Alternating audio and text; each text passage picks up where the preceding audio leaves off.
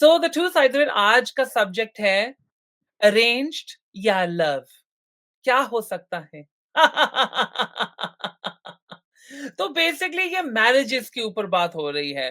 देखो ऑब्वियसली हमारे देशों में अभी तक ये आइडिया ऑफ अरेंज मैरिज बेहतर है, लव मैरिज बेहतर नहीं होती है। तो क्या है आपकी राय? Should you have an arrange marriage और should you have a love marriage? क्या आप खुद ही चुनना, क्या आपको वो हक होना चाहिए कि आप खुद ही चुनें या आपके फैमिली को हक होना चाहिए कि आपके लिए वो चुने आपका life partner? What is better? क्योंकि मैं यहाँ पे ये भी बोलूँगा कि जैसे कि हम अपनी कंट्रीज़ में, अपने देशों में सोचते हैं कि हाँ, अरेंज मैरिज हमारा एक कल्चर का हिसाब से चलते हैं, अपनी फैमिली के हिसाब से चलते हैं। पर अभी भी मैं ये भी कह सकता हूँ, बहुत सारे डेटिंग शोज़ जो वेब सीरीज़ बन चुके हैं इन द वेस्ट, जहाँ पे लोग एक्चुअली आजकल सोच रहे हैं कि अरेंज मैरिज हमारे देशों में भी होते थे, हमने उसको खत्म करके लव मैरिज कर दिया था, अब अभी बर्बाद हो गए हैं। काश हम भी वापस अरेंज मैरिज में पड़ जाएँ। तो इस वजह से मैं आपको पूछना चाहता हूँ, लव और arrange, the two sides of it, सांझ। ओके एंडी, पहले होता तो मैं अरेंज कह रहा था, पर आज की जो सिचुएशन है, जो आज चल रहा है जनरेशन का, वहां पे मैं लव बोलूंगा। उसके मेरे अपने ये रीजन मैं बताना चाहता हूँ। एक तो है, अरेंज मैरिज जब होती है ना, तो दो लोगों की मेंटालिटी मैच कर रही होती है कि हम शादी करना चाहते हैं, तो वहां पे वो चीज हो जाती है। हाँ, उसके बाद रिश्ता अच्छा जाता है नहीं जाता, वो लव और अरेंज हो, मैं उसमें नहीं जाऊंगा, मैं उससे सिर्फ पहले वाले पार्ट में चलूंगा। और जो लव मैरिज में आज की डेट में प्रॉब्लम क्या आ रही है, हर किसी को पार्टनर चाहिए, चाहे वो लिव इन में हो, चाहे वो जस्ट डेट करने के लिए हो। पर जब शादी के लिए आता है, तो मोस्टली ये दोनों में से एक जने को शादी करने से प्रॉब्लम हो रही है। तो वहां पे फिर क्या हो रहा है कि आगे जाके और प्रॉब्लम्स क्रिएट होती है, इतना टाइम वेस्ट हो गया, ये हो गया, वो हो गया। पर अगर मैं इस टाइम पे आज का जो सिनेरियो चल रहा है, मैं उस पर बोलूंगा कि लव मैरिज बेटर है अरेंज मैरिज से, क्योंकि बहुत चीजें ऐसी होती हैं कि फिर आप अरेंज मैरिज में जाके पुरानी वाली चीजें, इधर वाली अच्छी नहीं बन रही है। क्योंकि पहले क्या होता था ना, यहाँ पे इंडिया के कल्चर की बात कर रहा हूँ, लड़कों को ज्यादा आ जाती थी, पर अब लड़कियों को भी उतनी मिल रही है, तो बहुत लड़कों को ये चीजें प्रॉब्लम होती है कि इतनी आजादी हो रही है, तो शायद हमारा मिसफिट बन जाएगा, है ना, भी सही बनेगी ही नहीं। तो उस पॉइंट ऑफ व्यू से मैं बोल रहा हूँ कि लव मैरिज अभी कहीं ना कहीं बेटर है, क्योंकि जो भी होगा उसके रिस्पॉन्सिबल आप दोनों होंगे। फिर उसमें आप ये नहीं कह पाओगे कि इसकी उसकी गलती है, आप दोनों की है, आपने खुद का डिसीजन लिया है। अगर अरेंज में जाओगे, तो जिस तरीके से लोगों का अभी पीछे का चलता आ रहा है, तो वो में प्रॉब्लम होगी अभी के पॉइंट से। पहले में होता तो अरेंज कहता। Okay, thank you very much. Let's go to पोलेमी। एंटी ऑफ कोर्स मैं लव, मेरी खुद की लव है तो मैं तो लव ही बोलूंगी। बट मेरा पॉइंट ये है कि अरेंज मैरिज को हम इसलिए सिर्फ डिसमिस नहीं कर सकते क्योंकि कोई और आपके लिए चुन रहा है। मतलब obviously parents have the best interest for you, तो वो आपके लिए बेस्ट ही चुन के लाएंगे अपनी तरफ से।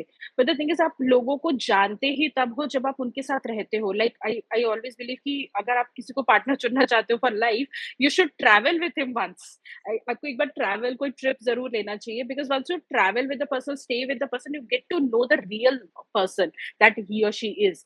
तो मुझे लगता है कि जब आप लव मैरिज करते हो, आपको ये एक विंडो मिल जाता है जहां पे आप उसको, उस रिलेशनशिप को टेस्ट कर सकते हो कि आपको पता है कि ये विथ टाइम चलेगा कि नहीं चलेगा, या ये जस्ट इन्फैचुएशन है और ये खत्म हो जाने वाला है। तो अगर आप वो विंडो देता है लव मैरिज, इवन अगर वो अरेंज मैरिज देने लग जाए, अगर पेरेंट्स की मर्जी से आप मिल रहे हो किसी को and they are also willing to give you that window, तो then that is also great. But वो विंडो होना जरूरी है। मतलब नॉट नेसेसरली कि अरेंज को हम या लव को हम एक तरह से स्टीरियोटाइप कर दे, क्योंकि एंडी हमको पता है बॉलीवुड में और वैसे भी बहुत सारे सेलिब्रिटीज जो मोस्टली लव मैरिज करते हैं, खुद चुन के करते हैं, बट उनके भी टूटते हैं। आजकल तो डिवोर्स रेट इतना बढ़ गया है, हर कोई is getting just separated like this.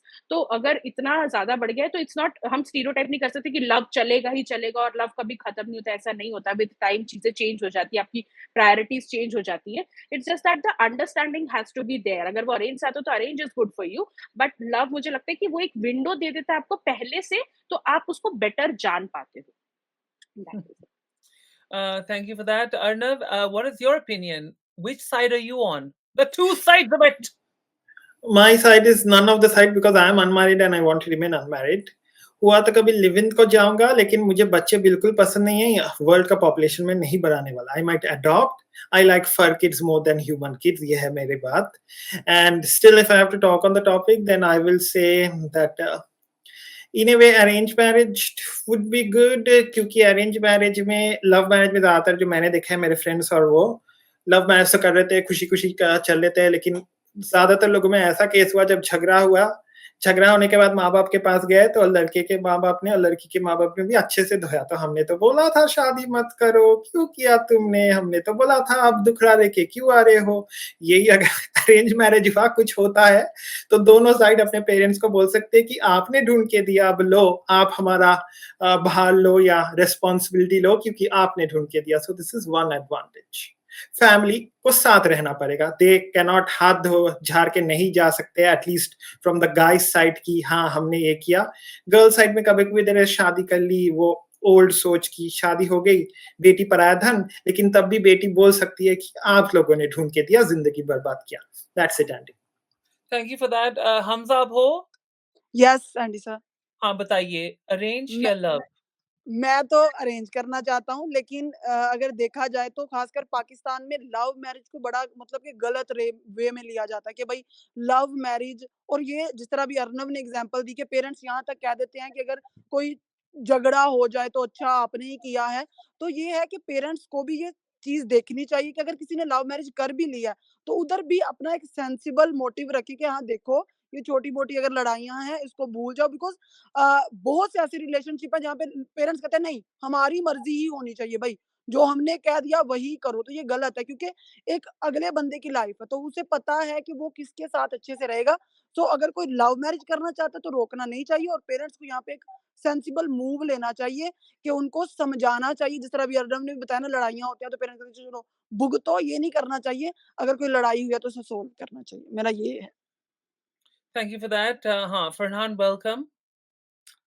Thank you. Well, I think monogamy is overrated. No, just kidding. क्या कहते हैं देखो एंडी, मुझे लगता है कि ना कहीं हर की किसी न किसी की कहीं न कहीं डीप डीप ख्वाहिश होती है कि लव मैरिज हो। मतलब एक कहीं न कहीं एक वो एक ड्रीम होता है कि you find your soulmate, the one and only and etcetera etcetera. लेकिन द ट्रुथ इज़ ये हर किसी के लिए होता नहीं है। और कभी-कभी इंसान अपना सोलमेट ढूँढता भी है, लेकिन वो फिर पूरा रास्ता नहीं वो रिलेशनशिप जाता, तो वो मैरिज में कभी पहुँचता ही नहीं है। तो इसलिए I am all for arrange marriage as well, लेकिन मुझे ये एक बात काफ़ी सिग्निफिकेंट लगती है कि मुझे लगता है कि अरेंज मैरिज का जो पूरा एक एक एक जो एक अरेंज मैरिज जो है, वो चीज़ नहीं रही जो शायद हमारे पेरेंट्स के वक़्त में थी। आज अब अगर आप देखोगे काफ़ी हद तक ऐसे भी होता है कि आपके कोई फ्रेंड्स आपको कोई सजेस्ट करते हैं, इस लड़की को देख लो, इस लड़के को देख लो, या किसी नेटवर्क से आपको कोई मिलता है, कोई आपको मतलब अरेंज करता है किसी के साथ, और फिर आप उस तरीके से किसी को मिलते हो और वो जाके शायद अगर आपको एक-दूसरे पसंद आए तो आप वो फिर जाके मैरिज में बदल जाती है। एंड आई मीन मुझे लगता है specially for us desis over here overseas ये काफ़ी एक नॉर्मल चीज़ हो गई है कि काफ़ी लोग जो मतलब काफ़ी मतलब जो काफ़ी मॉडर्न हैं, जो शायद लव मैरिज चाहते भी हैं, लेकिन वो फिर भी ये तरीका जो अरेंज का है, वो फिर भी वो एक रास्ता उनको मिल जाता है, क्योंकि एक ईज़ी होता है। क्योंकि हम यहाँ पे लोग कम हैं, तो उस तरीके से नेटवर्क के थ्रू आपको ये एक चांस मिल जाता है। So I don't think arranged marriage is a bad thing. I think it has evolved with times, and it's quite cool, you know. I mean, it's a mix, you know. It's a good way to find out if you actually like the person for who the person is, और सिर्फ आपके love पर ये सब कुछ नहीं based हुआ हुआ। So hmm. I think yeah. मैंने जो बहुत बार सुना है जब भी रिश्ते होते हैं कि ये 2 परिवार जुड़ रहे हैं, सिर्फ़ आपकी ही नहीं शादी हो रही, ये परिवारों की शादी हो रही है। ऊपर से हम बहुत बार जो अभी जो सीरियल्स चलते हैं, फ़िल्मों में दिखाते हैं, बहुत बड़ी-बड़ी अरेंज मैरेजेज़ किस वजह से। तो कहीं न कहीं ये अरेंज मैरेज क्यों होती थी? क्योंकि वो जहाँ पे आप ये आइडिया था कि आप अपनी बेटी किसी को दे रहे हो, तो वो प्रोटेक्शन में जाए, वो एक सुरक्षित जगह पे जाए, जहाँ पे वो फाइनेंशियली भी टेकन केयर ऑफ हो, वो उसके उसके बच्चे उसके बाद भी अच्छे से पढ़ लिख सकें एंड ऑल ऑफ दैट। तो एंड ये भी बिरादरी में करी जाती है शादी, वो भी एक अटूट चीज़ थी पहले, जो अब वो भी कहीं न कहीं वो भी थोड़ा बेंड होना शुरू हो गया है कि अलग-अलग स्टेट्स जो इंडिया के हैं, वो अलग-अलग ख़ास करके जैसे आप बोल रहे हैं कि हम बाहर विदेश में रहते हैं, तो वहाँ पे तो कम्युनिटी भी ज़्यादा कम होती है। पर ये जो इंटर रिलिजियस मैरेजेज़ होते हैं, इसको भी कहीं न कहीं अभी तक भी वो लुक डाउन अपॉन ही है। And it's not by just एक तरफ से, दोनों तरफ से इश्यू होता है। अगर कोई डिफरेंट स्टेट से भी होता है, अगर कोई बंगाली है और पंजाबी है, उनकी शादी हो जाती है, तो वो भी बहुत मुश्किल होता है, क्योंकि कल्चर इतना अलग होता है। हाँ, follow me exactly you. So basically but ये बहुत होता है कि जो बंगाली होते हैं ना, वो बहुत सारे पंजाबी के साथ ही शादी करते हैं। आई थिंक पता नहीं क्या सीन है, देयर इज़ सम और गुजराती और पंजाबी की भी बहुत होती है शादी, आई हैव नोटिस्ड दिस। तो मेरा सिर्फ ये है कि जब आपके पास ना लव मैरिज का भूत निकल जाता है ना, अगर उसमें आपका नहीं बनता तो कहीं न कहीं हमारे कल्चर में है कि you can fall back on that कि हाँ, अभी माँ-बाप को बोलते हैं, अरे नहीं हुआ मेरे से। आई मीन बट फिर जो एलजीबीटी कम्युनिटी है उनके पास ये चारा नहीं है, यू नो एंड क्यों नहीं है? होना चाहिए तो माँ-बापों को वहाँ पर भी वो करना चाहिए ये काम। I think that should be a new thing.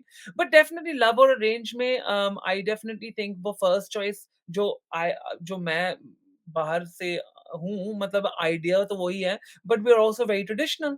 We're also very traditional. We're also very so. I have a mix of both of that. So I believe that definitely there should be an a love arranged marriage. जो हम actually हमारे में वही चलता है actually आजकल। वो love arrange चलता है जो बीच में है।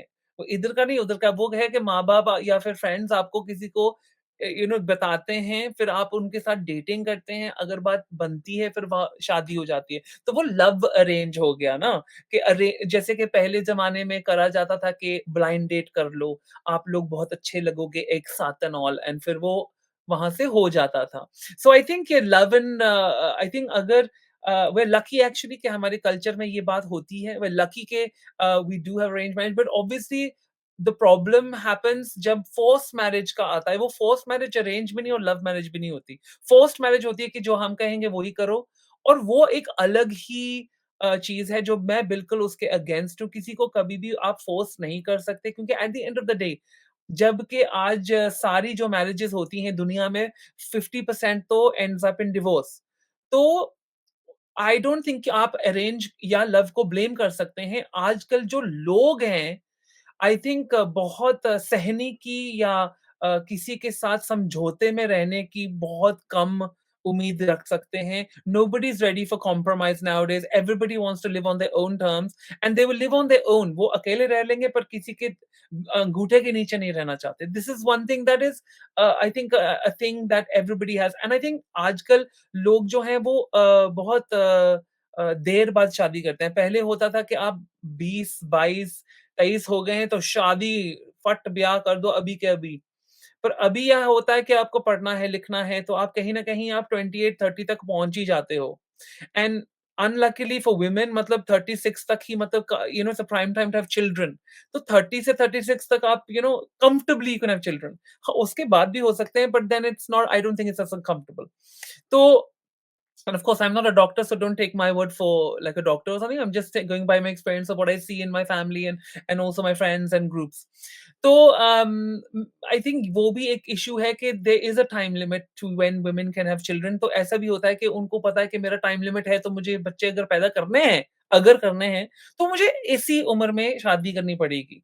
तो उसके बाद अगर कोई शादी करता है तो ऑब्वियसली 40 के बाद भी शादियां आजकल होती हैं बिकॉज मोस्ट पीपल जो हमारे फैमिली और मदर फादर का ज़माना था वहाँ पे उनका कहीं न कहीं पहले तो महँगाई कम थी, ओके?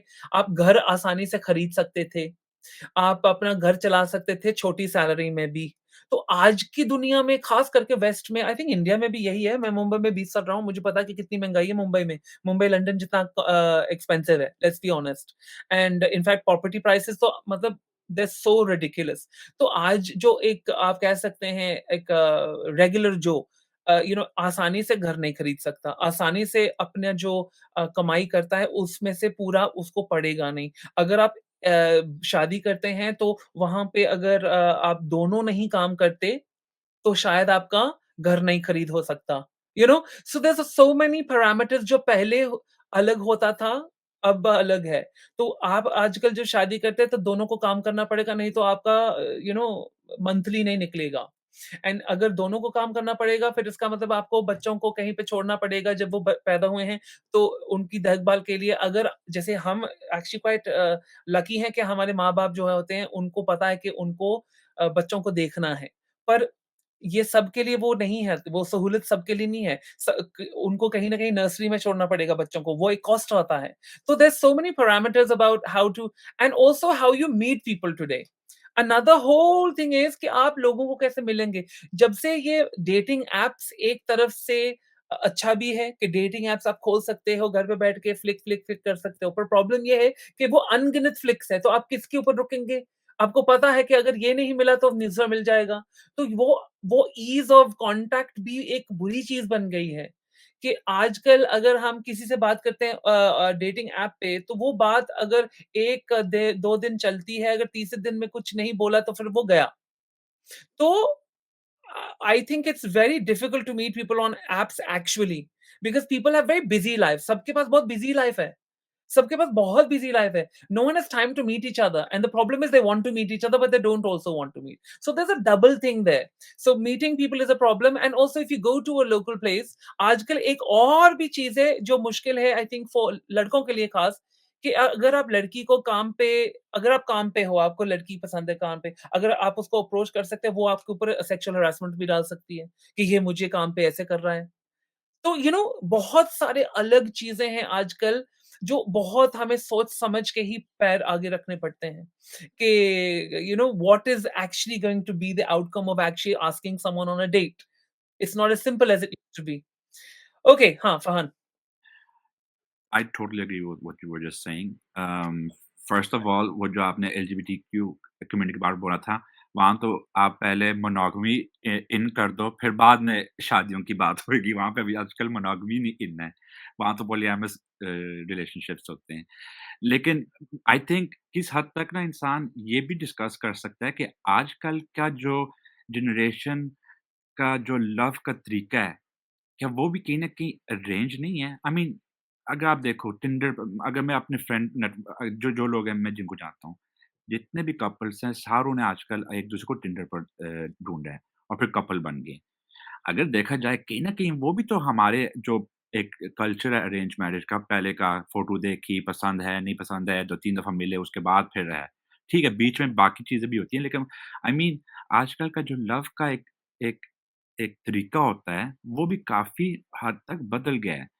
तो मुझे लगता है ये चीज़ काफ़ी सिग्निफ़िकेंट है और उसके अलावा ये चीज़ भी काफ़ी सिग्निफ़िकेंट है कि वक़्त के साथ पेरेंट्स जो है, उनकी बाउंड्रीज़ भी काफ़ी आगे आ गई हैं। मतलब वो भी काफ़ी चेंज हो गए। मैंने ऐसे भी काफ़ी एक्सपीरियंस किया है कि पेरेंट्स बहुत डर जाते हैं क्योंकि आजकल के बच्चे भी काफ़ी आगे हैं। अगर उनको कोई पसंद है तो पसंद है।